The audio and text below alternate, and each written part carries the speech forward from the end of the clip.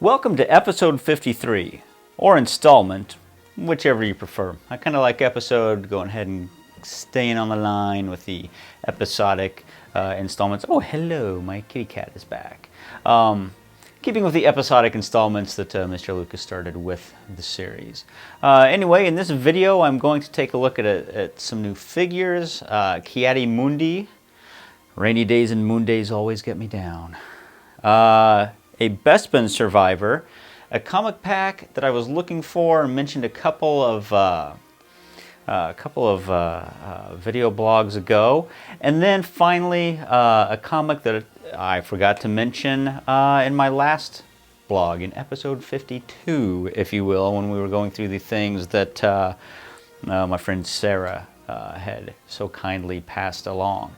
So here we go. Let's take a look at this episode. Now, if you remember, in episode 52, I had found a couple of figures that actually may have been before episode 50. We're talking like 51, maybe 50. I found a two-pack of figures at Walmart that were not selling, so they were basically glued back to back and packaged as one figure. So it's kind of cool. You got two figures for one price.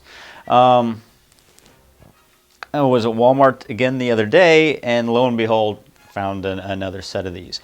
One of them, again, is Luke. It's the exact same Luke that I had in the other one. I wasn't really that thrilled about getting it, but I did. The odd thing about that one is he's another Build-A-Droid, but the dome and middle leg that were in this Luke was not the same as the one in the other Luke. So, like, all of a sudden you're starting a whole another droid with the same freaking figure. So that's classy, Hasbro. Thanks a lot. But the one packed with it was the reason I bought it, mainly because I couldn't find it singly anywhere.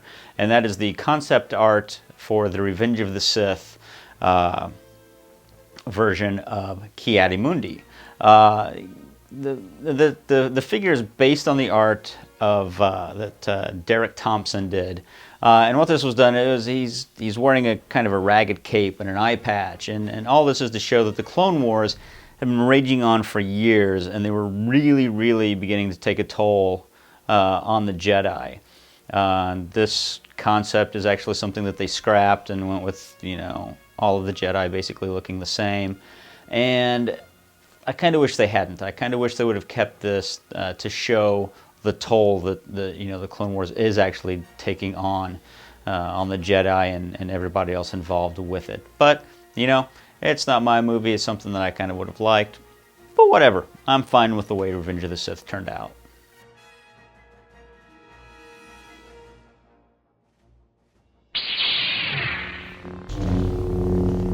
Do it. Attention, this is Lando Calrissian. Attention, the Empire is taking control of the city. I advise everyone to leave before more Imperial troops arrive.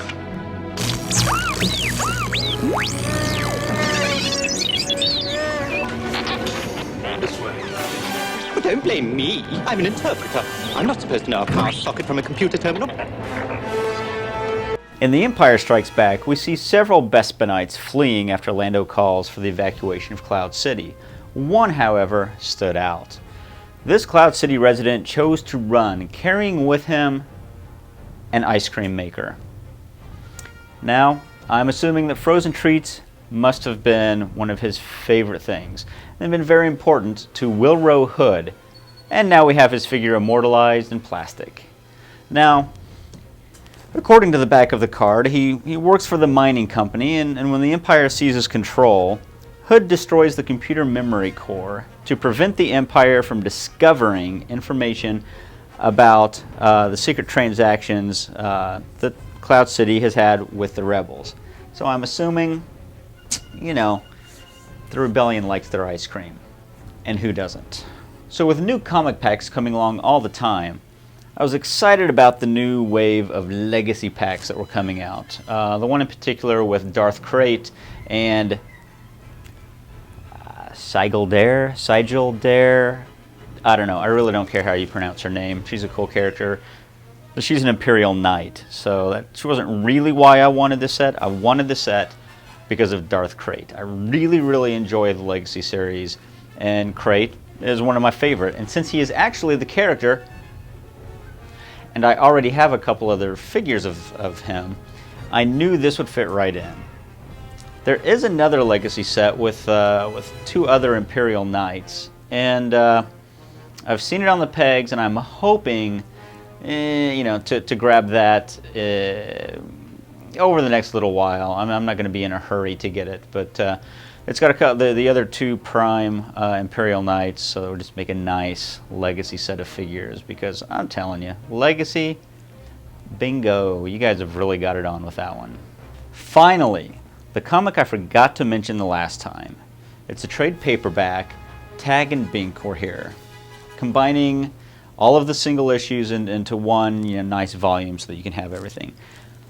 Kind of like Rosencrantz and Guildenstern Are Dead, this follows the hapless journey of 2 bunglers as they trip through our saga. Now, it is Tag and Bink, and I'm going to go out on a limb here and say maybe Tag and Bink came up from the references, from the reference by Luke when he was telling his uncle that Biggs and Tank already left. So here we have Tag and Bink, a little different, kind of the same.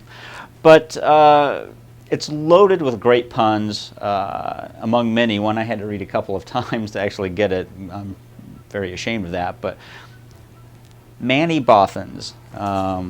You hear Mon Mothma talk about many Bothans gave their lives. Well, it's actually a character named Manny Bothans. And sorry if I spoiled anything. I thought that was a hilarious pun, especially since I had to go back a couple of times to finally, I get it now. So it's loaded with great puns, and they run through irritating almost every character that we love. Kevin Rubio penned us a joy-filled romp through our beloved films, and all of it under great pressure. Read his intro scrawls at the beginning of each part. This is a book that is not to be missed. If you can grab hold of it, please do. Find it, buy it, snatch it up, read it. You'll enjoy it, I guarantee it. I'm not going to give you your money back if you don't, but I'm pretty sure you'll like it. All right. I hope you enjoyed this one. It was a little more scripted out than my normal blabberings, maybe, hopefully, so this all fits into 10 minutes this time. We'll see. It may not. I don't care. But anyway, I thought I'd give it a go, even though I'm sure you can see me reading the paper underneath the camera, because I'm not looking at the camera. I don't have a teleprompter. So anyway, join me next time for the... See, and I mess up, even if I've got something written down. So join me next time for episode installment 54, where I have absolutely no idea what I'm going to talk about. I hope you have enjoyed this. If you haven't, I'm sorry. I would give you your few minutes back if I could, but my time-wielding powers just seem to be on the fritz right now. Not much I can do. So anyway, rock on. Peace out. Have a good day.